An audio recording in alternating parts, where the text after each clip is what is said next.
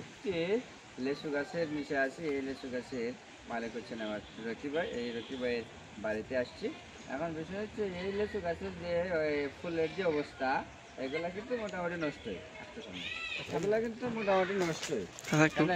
কারণ এই জায়গার মধ্যে কোনো ধরনের বালাইনাশক স্প্রে করা হয়েছে না, কোনো ছত্রাকনাশকও না, কোনো কীটনাশকও না। লেসু গাছ তো একটাই না? জি, লেসু আমার একটা লেসু।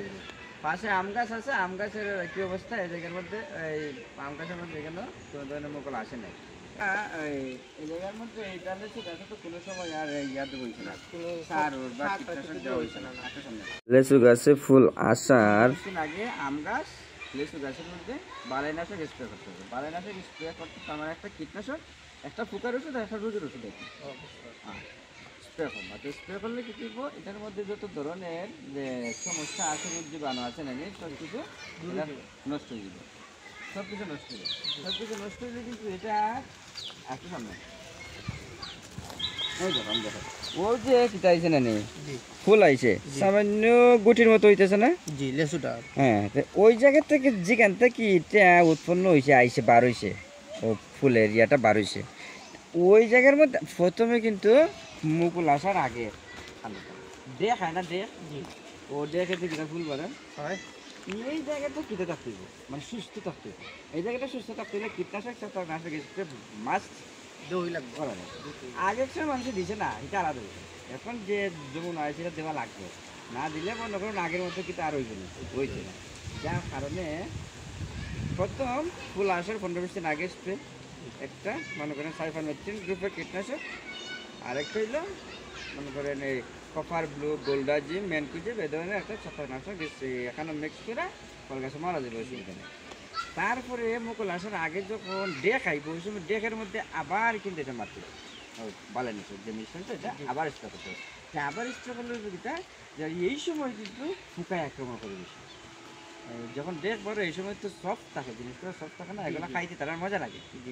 এই সময় যদি বিষ দিলাই তাহলে এটা বিষ হয়ে যাবে, এটা আর ফুকে এটা মধ্যে খামার দিতে নাই, খামার দিলে এটা মরবো। আর তার উপরে যদি ফুকার উপরে যদি ওষুধ করবো ফুকেও মরে যাবে। যা এর পরে গিয়ে ফুল বাড়লো এই 15-20 দিন বা 25 দিন পরে যখন এটা থেকে একটু টেয়ার ছোটো ছোটো গুটির মতো হইব, ওই যে ওই যে মটর দানার মতো ওই যে জিনিসটা, ওই যে এগুলা কিন্তু ওই 7-10 দিন পরে কিন্তু এটা মটর দানার মতো আরও বড় হইব, সুন্দর করে হইব না নি। সারা গাছে যখন এইরকম হইব, এর থেকে একটু বড় হইব, ওই সময় কি আবার ওই বালাইনাশক স্প্রে সাইফারমেথ্রিন প্লাস একটি মনে করেন কপার ব্লু বা গোল্ডাজিম যেটাই হয় স্প্রে করলাম। ওই সময় এবার একটা ভিটামিন দিতে পারবা।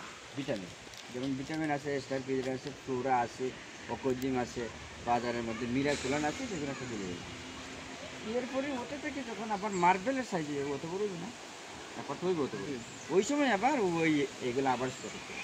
তাহলে কি আপনার মানে 100-100 আপনি লেসু ফল আম এটা খাইতে পারলাম। আর যদি মনে করেন এটা যেহেতু এবার স্প্রে করছেন না, তখন গাছের অবস্থা কিন্তু তেমন সুবিধা নাই। মাখরের কীটনাশক দেখুন, মাখরের এগুলা কিন্তু নষ্ট করতেছে না, নষ্ট করতেছে ফুলও কিন্তু নষ্ট হয়ে গেছে। দেখুন এই জুটার মাঝে কত হইব, 1, 2, 3 সব কিছু নষ্ট। এই 3টা নাও থাকতে পারে, এই 3টা নাও থাকতে পারে। আপনি আরও আজ থেকে 10-12 দিন পরে যখন দেখবা যে সবটির মধ্যে ছোটো ছোটো মোটর দ্বারা মতো গেলে কীটনাশক ব্যবহার করবেন, এরপরে মার্বেল মতো হলে আরেকবার এলে দেখবা যে আপনার ফল ঠিকবো। আমি আপনাদের সামনে ভিডিওটা নিয়ে আসছি, আমার রকি ভাইয়েরও জিনিসটা বুঝে দিলাম, সাথে সাথে আপনারাও বুঝলেন আর কি। এখন যাই হোক, হাতে থাকবেন, সাপোর্ট করবেন। ধন্যবাদ।